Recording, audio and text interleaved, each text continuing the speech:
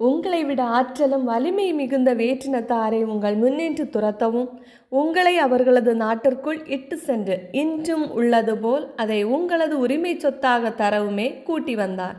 இணைச்சட்டம் 4ஆம் அதிகாரம் 38ஆம் வசனம். இன்றைய இறைவார்த்தையோடு டாக் விதுகார் சொந்தங்கள் அத்தனை பேருக்கும் அன்பு வணக்கம். நான் உங்கள் ஷீபா ஜான். நான் நிறைய அசீருடன் சந்தோஷமா இருக்கிறேன். நீங்களும் சந்தோஷமா இருப்பீங்க அப்படின்னு நினைக்கிறேன்.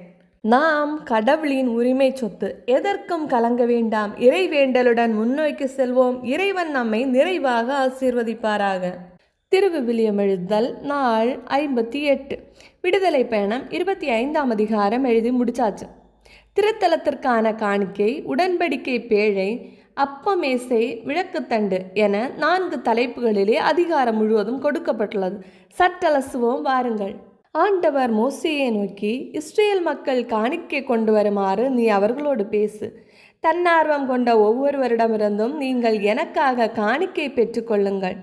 நீங்கள் அவர்களிடமிருந்து பெற்றுக்கொள்ள வேண்டிய காணிக்கைகள் பொன், வெள்ளி, வெண்கலம், நீல, கருஞ்சிவப்பு, சிவப்பு நிற நூல், மெல்லிய நார்பட்டு, வெள்ளாட்டு ரோமம், செந்நிறமாக 18 ஆட்டுக்கிடாய் தோள்கள், வெள்ளாட்டு தோள்கள், சித்தி மரம், விளக்குக்கான எண்ணெய், திருப்பொழிவு எண்ணெய்க்கும் தூபத்துக்கும் தேவையான நறுமண வகைகள், எப்போத்துக்கும் மார்பு பட்டைக்கும் தேவையான 12 மணிவகை கற்கள், பதித்து வைக்கும் கற்கள். நான் அவர்கள் நடுவில் தங்குவதற்கென ஒரு தூயகம் அமைக்கப்படட்டும். திருவுரைவிட அமைப்பையும் அதன் அனைத்து பொருட்களின் அமைப்பையும் நான் உனக்கு சொல்லி காட்டுகிறபடியெல்லாம் செய்யுங்கள் என்றார். சித்தி மரத்தால் அவர்கள் ஒரு பேழை செய்யட்டும். அதன் நீளம் 2.5 முழம், அகலம் உயரம் 1.5 முழமாக இருக்கட்டும். அதன் மேலங்கும் பசும்பொன்னால் மூடுவாய், உள்ளும் புறமும் வேய்ந்திடுவாய்.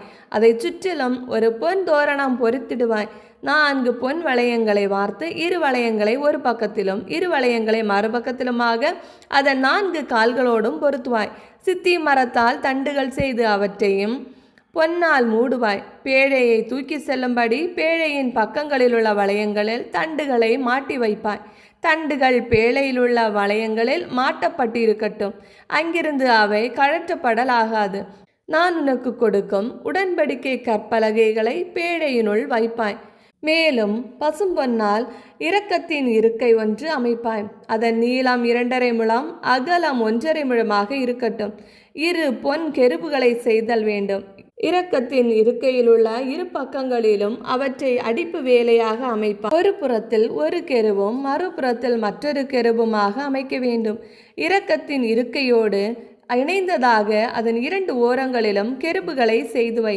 அக்கெருபுகள் தம் இறக்கைகளை மேநோக்கி விரித்தவாறும் இரக்கத்தின் இருக்கையை தம் இறக்கையால் மூடியவாறும் இருக்கட்டும்.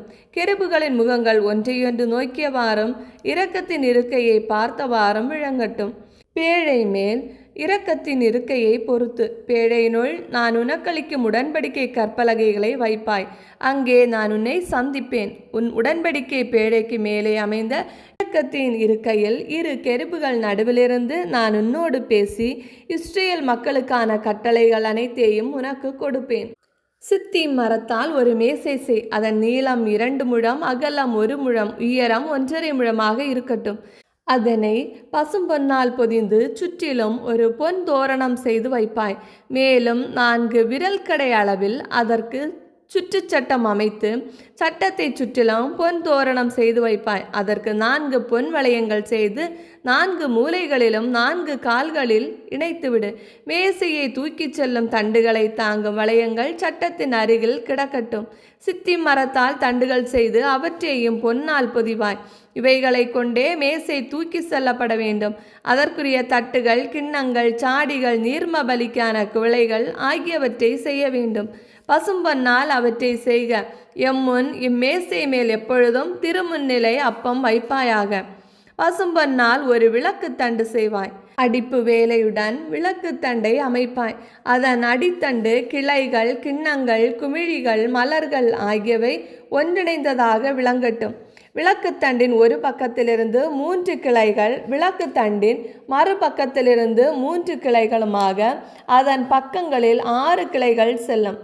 ஒரு கிளையில் வாதுமை வடிவில் 3 கிண்ணங்கள் தம் தம் குமிழுடனும் மலருடனும் சேர்ந்து அமையும். மறுகிளையிலும் வாதுமை வடிவில் 3 கிண்ணங்கள் தம் தம் குமிழுடனும் மலருடனும் அமையும். இவ்வாறே விளக்குத்தண்டிலிருந்து பிரிந்து செல்லும் 6 கிளைகளும் இருக்கட்டும். ஆனால் விளக்குத்தண்டுக்கு நேர்மேலே வாதுமை வடிவில் 4 கிண்ணங்கள் தம் தம் குமிழுடனும் மலர்களுடனும் அமையும்.